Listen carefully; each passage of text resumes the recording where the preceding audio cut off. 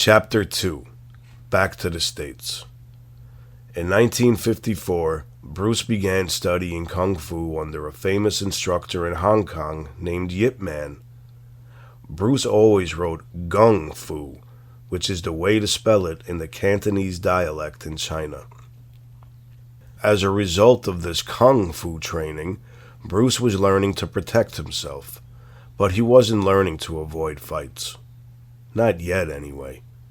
He still got into many fights at school and after school. Bruce fought so much that one teacher suggested he enter an inter-school boxing tournament in 1958. Bruce did, and he won.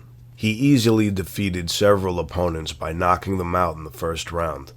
Then he fought a British student named Gary Elms in the final. Elms had won the tournament 3 years in a row, but Bruce knocked him out in the third round and won the championship.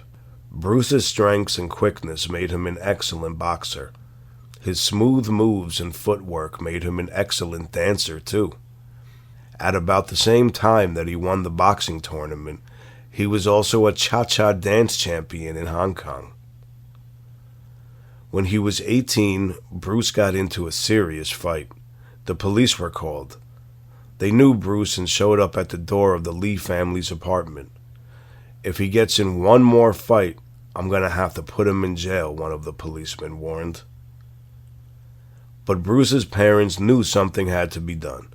It wasn't an easy choice, but they decided to send him back to the United States. They believed it would keep Bruce out of trouble with the gangs in Hong Kong and that he would get a proper education there. Lee Hoi Chuen had a friend in Seattle, Washington, who owned a restaurant. He agreed to let Bruce stay in a room above the restaurant and work as a waiter. In April 1959, Bruce boarded a ship headed for San Francisco. From there, he made his way to Seattle. He enrolled at the University of Washington. A counselor at the school suggested that he study philosophy, which is the study of basic understanding and wisdom because of Bruce's curious nature. Influenced by his study of philosophy, Bruce began to ask himself lots of questions. He asked, what comes after victory? Why do people value victory so much? What is glory? What kind of victory is glorious? What Bruce meant was that he began to question why he had fought so much as a child. What did it reflect about him to the world? The more Bruce studied philosophy, the more his attitude about fighting started to change. He realized he was wrong to have sought out fights as a youngster. He learned that being prepared was the best way to avoid a fight, not to start one. While still in college, Bruce began teaching his friends Kung Fu. At first, he did it for free. Then some people suggested that he opened his own teaching studio. So while he was still in college, 22-year-old Bruce opened the Jun Fan Kung Fu Institute in 1963. From the start, Bruce began including his personal ideas into his Kung Fu classes. He wasn't only teaching his students to defend themselves, he said.